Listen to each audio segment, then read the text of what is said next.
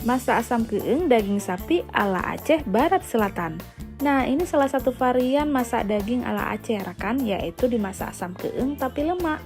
Resep ini aku dapat dari keluarga sebelah ayah dari Aceh Selatan sana.